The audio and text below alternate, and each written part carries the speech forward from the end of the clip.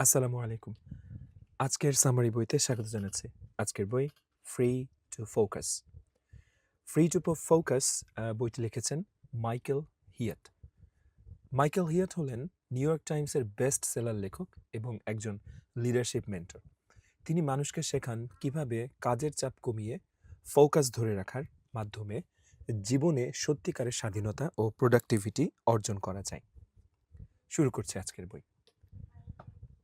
আমাদের বর্তমান সমাজে সবচেয়ে বেশি ব্যবহৃত শব্দগুলোর একটি হলো আরও বা মোর। আমরা চাই আরও বেশি কাজ করতে, আরও দ্রুত করতে এবং আরও বেশি প্রোডাক্টিভ হতে। কিন্তু আমাদের এই আরও করার নেশা কি আসলে আমাদের সফল করছে, নাকি আমাদেরকে স্ট্রেস আর ক্লান্তির দিকে ঠেলে দিচ্ছে? মাইকেল হিয়াটের ফ্রি টু ফোকাস বইটি আমাদের প্রোডাক্টিভিটি সম্পর্কে প্রচলিত ভুল ধারণাগুলো ভেঙে দেয়। তিনি বলছেন, আমাদের লক্ষ্য ভুল। আমাদের আসলে বেশি কাজ করার দরকার নেই, দরকার সঠিক কাজগুলো বেশি করে করা। আজকের ভিডিওতে আমরা জানব কিভাবে সারাদিন গাধার খাটুনি না খেটে অপ্রয়োজনীয় কাজগুলো বাদ দিয়ে নিজের ফোকাস এবং স্বাধীনতা ফিরে পাওয়া যায়। তো চলুন শুরু করা যাক। প্রথম অধ্যায়, আমাদের প্রোডাক্টিভিটির ধারণাই আসলে ভুল। আমরা অনেকেই ভাবি সারাদিনের কাজগুলো যদি একটু দ্রুত শেষ করতে পারতাম বা কোনো লাইফ হ্যাক ব্যবহার করে কিছুটা সময় বাঁচাতে পারতাম, তবেই আমরা প্রোডাক্টিভ হতাম। কিন্তু বাস্তবতা হলো, আপনি যখনই দ্রুত কাজ করে কিছু সময় বাঁচান, তখন সেই বেঁচে যাওয়া সময়ে আপনি নতুন আরেকটি কাজের বোঝা ঘাড়ে তুলে নেন। আরেকটি ভুল ধারণা হলো ওভারটাইম করা।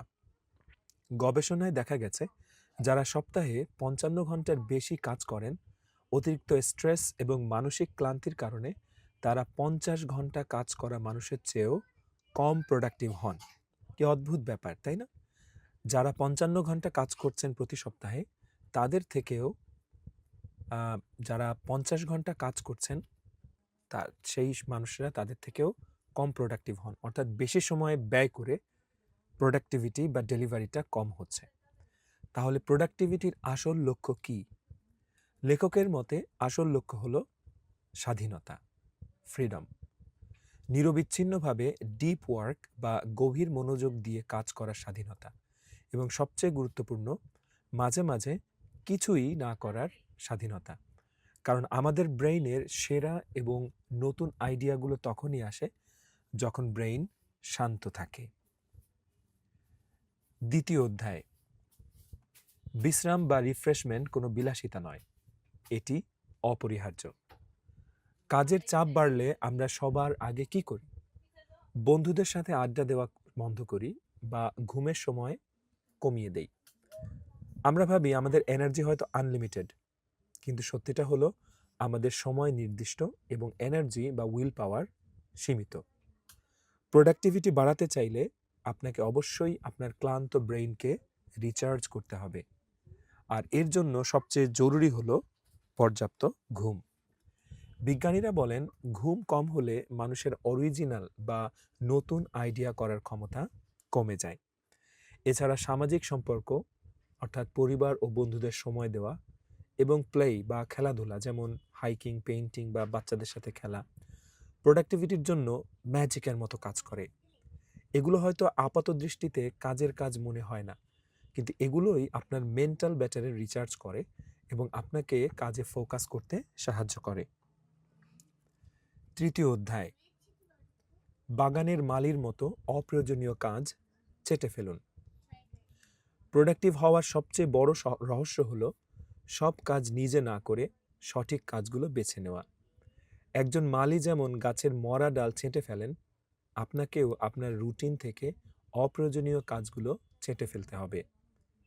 এর জন্য কাজগুলোকে দুটি ভাগে মাপতে হবে: প্যাশন এবং প্রফিসিয়েন্সি। প্যাশন হলো কোনো কাজের প্রতি আপনার তীব্র ভালোবাসা, অনুভূতি, এবং প্রফিসিয়েন্সি হলো দক্ষতা। লো প্যাশন অ্যান্ড লো প্রফিসিয়েন্সি। যে কাজে আপনার আগ্রহও নেই, আবার আপনি দক্ষও নন, যেমন অফিসের সাপ্লাই অর্ডার করা, এগুলো পুরোপুরি ছেঁটে ফেলুন বা অন্য কাউকে দিয়ে করান। দ্বিতীয়টি লো প্যাশন এবং হাই প্রফিসিয়েন্সি। যে কাজে আপনি দক্ষ কিন্তু করতে ভালো লাগে না, যেমন ধরুন বাজেট হিসাব করা। এই কাজটা আপনি ভালো পারেন কিন্তু আপনার করতে ইচ্ছা হয় না। এগুলো নিজে না করে এক্সপার্ট বা অ্যাকাউন্ট্যান্টকে দায়িত্ব দিন। তৃতীয়টি হাই প্যাশন লো প্রফিসিয়েন্সি। যে কাজ করতে ভালো লাগে কিন্তু আপনি খুব একটা দক্ষ নন, যেমন নিজের ওয়েবসাইট ডিজাইন করা। এগুলো আপনার অনেক সময় নষ্ট করে দেবে, তাই এগুলো আউটসোর্স করান বা দক্ষ যে তাকে দিয়ে করান। এবং সর্বশেষ হাই প্যাশন এবং হাই প্রফিসিয়েন্সি। যে কাজ করতে আপনি ভালোবাসেন এবং আপনি তাতে দারুণ দক্ষ, শুধুমাত্র এই কাজগুলোতেই নিজের পুরো সময় এবং ফোকাস ঢেলে দিন। চতুর্থ অধ্যায়, না বলার শক্তি এবং রুটিনের জাদুকরী ব্যবহার। সময় হলো একটি জিরো সাম গেম। সপ্তাহে আমাদের সবার জন্যই মাত্র 168 ঘন্টা বরাদ্দ আছে। তাই আপনি যখন কোনো একটি কাজে হ্যাঁ বলেন, তার মানে আপনি অবচেতনভাবেই অন্য একটি কাজকে না বলছেন। খুব ইন্টারেস্টিং আন্ডারস্ট্যান্ডিং। ধরুন আপনি ওভারটাইম কাজ করতে হ্যাঁ বললেন, এর মানে আপনি পরিবারের সাথে ডিনার করাকে না বললেন। তাই হাই প্রোডাক্টিভ মানুষরা সহকর্মী বা ক্লায়েন্টদের অপ্রয়োজনীয় আবদারে শক্তভাবে না বলতে জানেন। পাশাপাশি ফোকাস ধরে রাখতে রিচুয়াল বা ছোট ছোট রুটিন তৈরি করুন। যেমন মর্নিং রিচুয়ালে থাকতে পারে কফি খাওয়া, মেডিটেশন এবং সারাদিনের লক্ষ্য ঠিক করা। আর ওয়ার্ক ডে স্টার্ট আপ রিচুয়ালে থাকতে পারে ইমেল চেক করা এবং আজকের কাজের শিডিউল দেখা। এই রুটিনগুলো আপনার সিদ্ধান্ত নেওয়ার এনার্জি বা উইল পাওয়ার বাঁচিয়ে দেয়। পঞ্চম অধ্যায়, বিগ 3 এবং আইডিয়াল উইক প্ল্যানিং। কোনো নির্দিষ্ট লক্ষ্য না থাকলে আপনি কখনোই ফোকাস ধরে রাখতে পারবেন না। তাই প্রতিদিন সকালে কাজের টেবিলে বসে আপনার দিনের বিগ 3 বা সবচেয়ে গুরুত্বপূর্ণ 3টি কাজ ঠিক করে নিন। সারাদিনে এই বিগ 3 বা সবচেয়ে গুরুত্বপূর্ণ 3টি কাজ শেষ করাই হবে আপনার মূল লক্ষ্য। এরপর একটি আইডিয়াল উইক বা আদর্শ সপ্তাহের ডিজাইন করুন। যেমন সব ধরনের মিটিং শুধু সোমবারে রাখবেন, শুক্রবারে শুধু ক্লায়েন্টদের সাথে কথা বলবেন এবং শনিবারে হাইকিং করতে যাবেন, ঘুরতে যাবেন, খেলাধুলা করতে যাবেন, পরিবারের সাথে ট্যুরে যাবেন। বাস্তব জীবনে হয়তো সবসময় এই আইডিয়াল উইক 100% মেনে চলা সম্ভব হবে না, কিন্তু এটি আপনাকে একটি পরিষ্কার দিক নির্দেশনা দেবে। ষষ্ঠ অধ্যায়, ডিস্ট্রাকশন ইকোনমি বা মনোযোগ নষ্টের ফাঁদ থেকে বাঁচুন। স্মার্টফোনের নোটিফিকেশন, সোশ্যাল মিডিয়ার স্ক্রলিং আর ইমেইল, এগুলো আমাদের মনোযোগ চুরি করার জন্য সবসময় যুদ্ধ করছে। একে বলা যায় ডিস্ট্রাকশন ইকোনমি। আপনি হয়তো খুব মন দিয়ে একটা রিপোর্ট লিখছেন, হঠাৎ ফেসবুকে ঢুকলেন আর ফিরে এসে দেখলেন আপনার ফোকাস হারিয়ে গেছে।